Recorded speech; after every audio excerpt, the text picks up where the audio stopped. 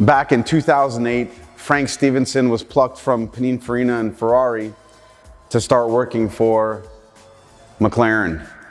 Ron Dennis had the idea of finally starting an automotive manufacturer for the road.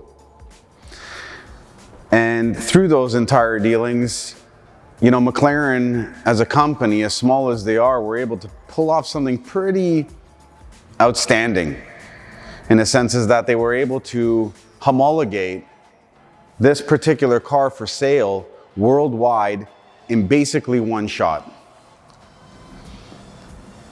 In 2009, when things were finally coming together, we finally got our first look at the MP4-12C.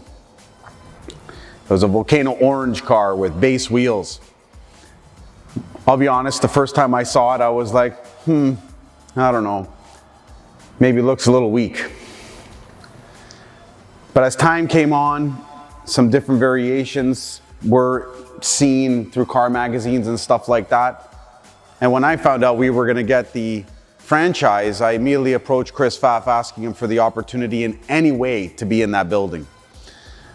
At the time, they already had the structure all kind of laid out, so I wasn't really considered. But things changed and I got my shot. In the summer of 2011, I was invited to go to Woking and go through the Welcome to McLaren training, where we got to understand more about the vehicle, how the business is going to be run, and primarily on the after sales side, because I was a service advisor at the time. And I got to drive the car in England. It was an amazing experience to see the MTC facility where the car was being engineered and manufactured. Back then, like, we're talking about very, very early days here. So, there was only a handful of cars really out. I believe in 2011, about 500 cars were produced, which never came to North America, of course. Fast forward to my birthday, November 17th, 2011, and the very first two Canadian cars landed. I'll be honest with you, I was excited, I was scared, I was all this different stuff. You know, is this thing gonna be a nightmare? You know, when a new car lands and from a new manufacturer in this whole new way, and we're not necessarily fully set up to cope with the potential issue of a car or delivery, I was so nervous. You know, coming from Porsche, we had our fair share of issues, and, dealing with those things through the service department, I was a 996, 997 baby in terms of my service career. And you can only imagine how difficult that was, as, those early generation 996 motors and 997 motors would fail. And I don't know, I was just super scared of what I was gonna come to deal with in this new British supercar. And when those two cars land, they were VIN 191 and VIN 193. A McLaren orange car was the 191 car, and it was very similarly spec'd to what we have here. It had lightweight wheels instead of super lightweight, but it had ceramic brakes, ton of carbon on it. It's beautiful. VIN 193 was a black on black car with some red touches in it and red caliper steel brakes. Those were our two first cars. And then, of course, our first customer deliveries started in February of 2012. And from there, we haven't looked back. Since then, in in Canada, we've now sold over 1,000 McLarens into the network. An amazing, amazing thing. And this is just, 9 years later, really. Now, going back to what I'm so excited about today is this particular car. This car here is VIN 553.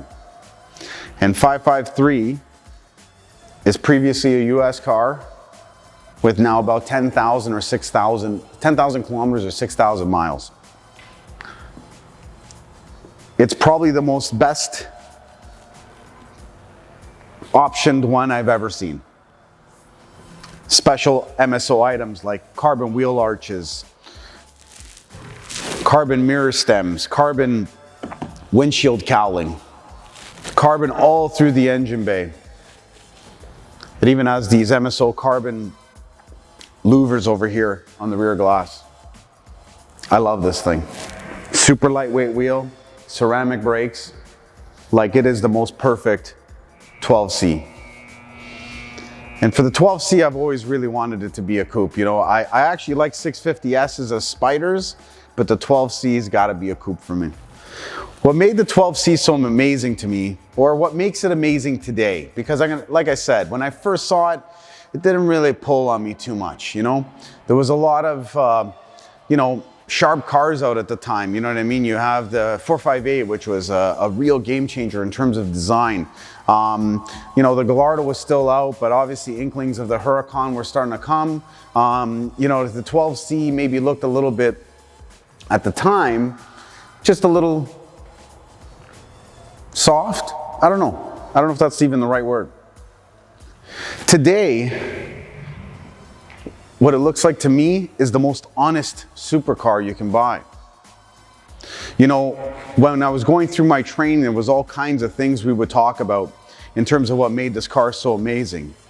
You know, first of all, we can start with this, you know, carbon fiber monocell. First of its kind in this segment in the supercar business. Usually to get something like that, you'd have to step up to buying a hypercar like a, you know, Carrera GT or a Enzo or something. So for the very first time in this segment, you got a full stiff carbon fiber chassis. From there you have your subframes connected to it. In the back here housing that M838T engine, which was originally introduced with 598 horsepower. This engine was actually developed in a test mule 360 Ferrari back at the factory, which I think is so cool. You know, they didn't have their car yet. And if you actually do look at the way it's constructed and the way the frame kind of wraps around the engine, there is a little bit of Aqua 360 kind of happening back here, you know? From there, they had a 7-speed dual clutch transmission attached to it, you know, following along.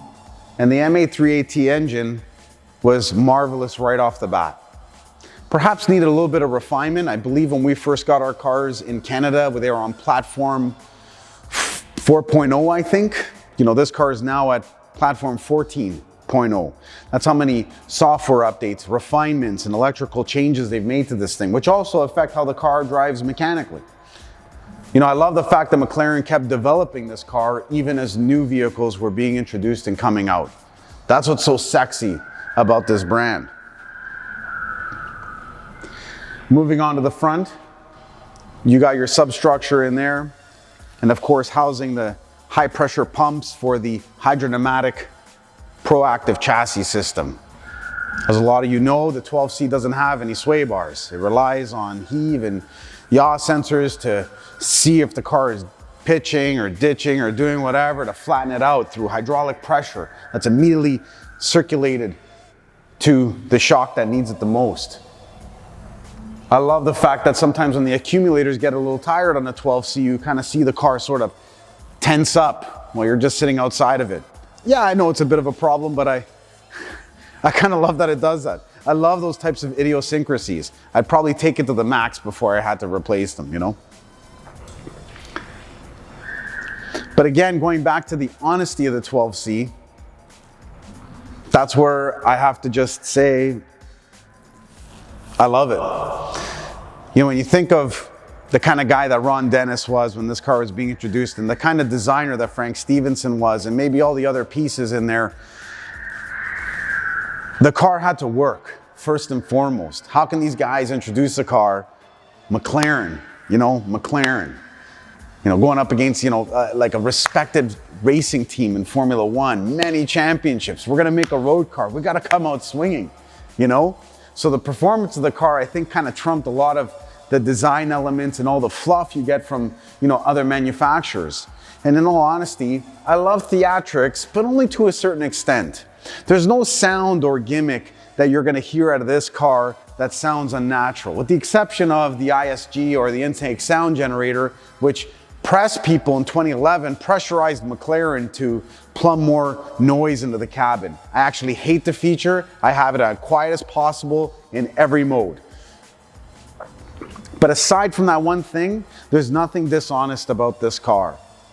These big intakes feed massive radiators back here. You have low pressure rads up front, air scooped in. Believe it or not, there's not much, trickery on this bodywork, but it produces quite a bit of downforce. I love the simplicity of the headlights with the beautiful speed mark that's built into them. It was just enough. Today it looks like it's perfect. Talk about a car that ages well. We can think about so many cars in the past that today, they just kind of look old. I don't think you're going to drive anywhere in this 12C and feel like you're driving an old car.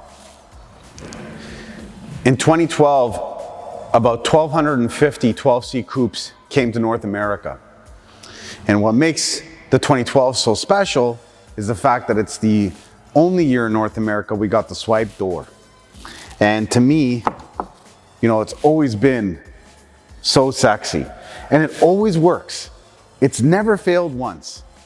Of course, as platform updates came up and people were complaining because they just couldn't get the rhythm down right, they had some poppers kind of installed into the remote so you can open each door. Kind of was handy if it was raining out, just in case you wanted to be swift to open up the door. But in all honesty, the swipe is amazing and it works every time. I think available as an MSO option on later cars, because in 2013, we got a little tip switch that was installed over here to press and open the door. Just awesome.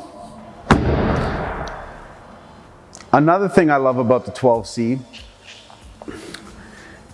is how low it is. It's actually a low car, but with great ground clearance. One thing that's also really great in conjunction with that is that the hydropneumatic suspension is actually very, very compliant. When you have this car in normal mode, because you don't have the sway bars connecting each side of the car is very malleable on tough roads. So if you're driving in downtown Toronto, hitting some nasty roads and stuff like that, she absorbs it so nicely. Its personality is so wide, and then as you go through sport and into track, the hydraulic pressures tense up, the spring rate essentially changes through that, and then you got this stiff car. And then of course, once you exercise it and toss it around, it starts to get even more tense. And it's a beautiful, beautiful, beautiful system. It's carried on all the way through to now to different variations. The 720S, of course, having the latest, and the 765 now having an even later version of it. I love that the Super Series, although it's not called that stuff anymore, still contains that. In terms of value, the 12C has had a bit of a rough go. That said, a lot of people didn't really understand the pricing difference between this car and some of our competitors. In 2012, this car was $245,000 Canadian, new, base MSRP. The car we see right here is spec'd to around 360-ish, which is mega. When the cars first started selling and we're getting them back pre-owned, we went through a beautiful period between 2013 and 2016 where the cars were averaging around 230, 240,000. And then after that, things got a little bit tough. Cars were falling out of warranty, and the repair costs in the 12C sometimes not so nice. And of course, a lot of people give us, or McLaren, a hard time about that. But what people fail to understand is this is a small company. It doesn't have a parent the way the other guys do. Every little switch, every little thing, every little wire loom is all bespoke made for this car. So the cost of parts is expensive because they can't amortize it over millions of clips and switches and this and that. It's thousands. And if you go to any supplier and ask for 1,000 of something, they probably typically laugh in your face, I imagine. So having a warranty with one of these guys is kind of important. But in all honesty, the guts of the car has always been very strong. Early models had a bit of an issue with the transmission, with oil mixture, with the clutch fluid. Those are gone now. The engines have been super robust. 12Cs actually, throughout my entire time with McLaren, I think we only replaced 2 engines. It takes a beating, and it's fast as hell. This car right here probably runs a 1050 in the quarter mile. What does that?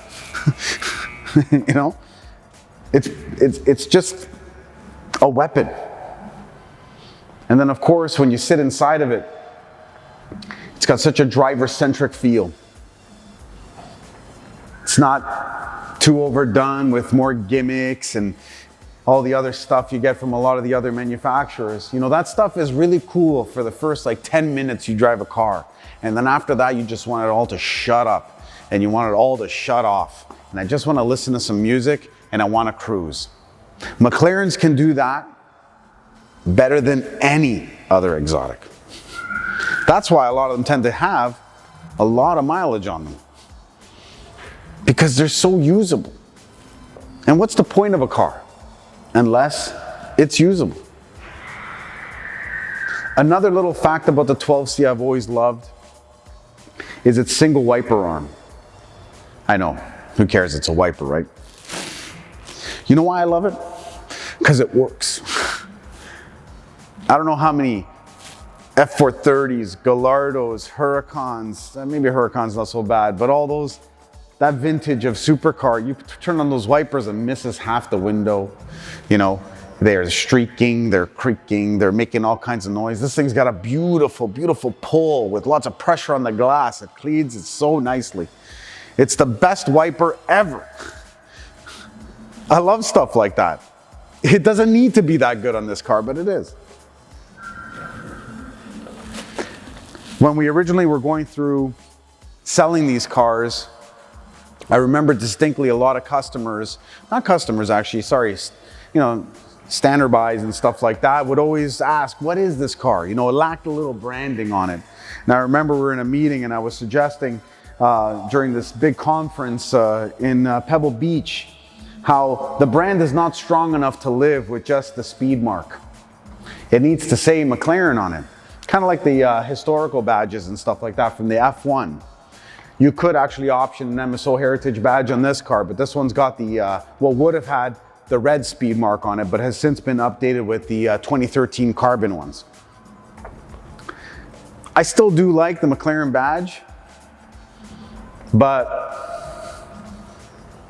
I think I'm starting to really like the speed mark again. Again, it's just so honest that way. I love the fact that the car is not trying to pronounce itself. I've been trying to buy this car from the owner or previous owner of it for almost 2 years.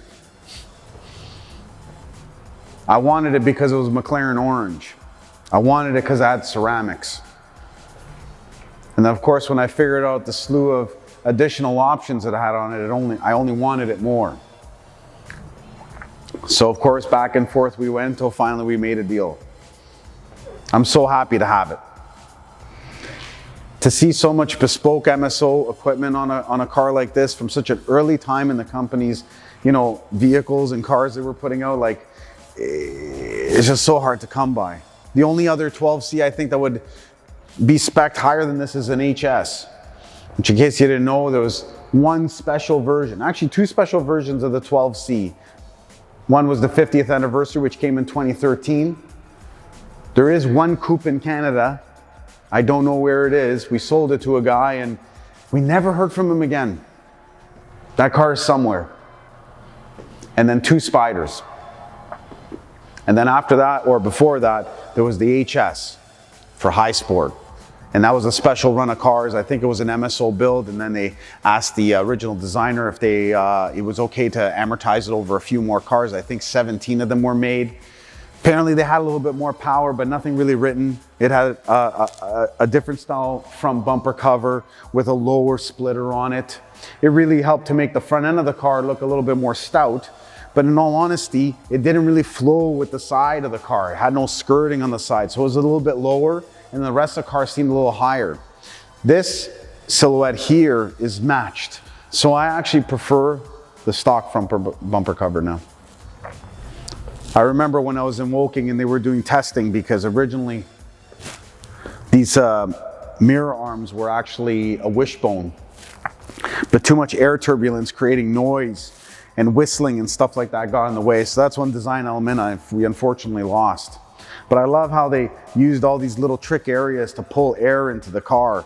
You know, there's all kinds of areas underneath the vehicle, of course, but just the way it takes it in here, these low pressure or low temp rads and condensers, the way it scoops in this air just past the rear quarter glass. This feeds the air boxes.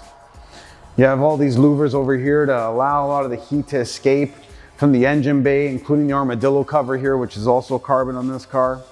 And of course, the high mounted exhaust. Like, I love the fact that it's high mounted. And you know what? Again, something I really disliked originally was the fact that the exhaust tips were stylized. But now that the car is aged and you see how it all kind of flows and works, it's so clean looking. There's nothing there for no reason, you know what I mean? So it just looks that much cleaner, more elegant, classier, and again, more honest. What's really awesome is after you exercise one of these things really hard, the exhaust tip actually grows so far that it protrudes out from the actual exhaust finisher, because this entire system is made from Inconel. Another thing about the 1,250 cars that came to North America, they were all pretty robust, but I would say that the first 600 cars were probably the strongest. As production started to ramp up for McLaren, of course, the Spider was imminently coming, and the P1 was probably starting to labor the operation a little bit as well. Through VINs to, like, you know, 700, 800 to around 1,000 were okay, the good cars, you know, just a little bit more rushed maybe at the factory. And then towards the end, things started getting a little better again. And that happens, especially with such a small company. And that's what I love about McLaren. Still independent, still riding on their own. And with that, you're uninterrupted by, you know, all the other people who want to say something about what you're doing. And for that reason, McLaren is still, to me, one of the most bespoke handmade cars you can still buy today. I hope you guys come to check it out. If you're local to us, please make an appointment if you want to come and have a look at her. I know it's just a 12C, but I'd love to show it to you anyway. And I'd like to thank you guys all for tuning in and subscribing and clicking that like button. I really, really do appreciate everybody's comments and stuff like that. I'll do my best to engage with you guys if you have questions about anything that we got on the show, and we look forward to the next episode. So thanks a lot, guys. Keep it real. Be good.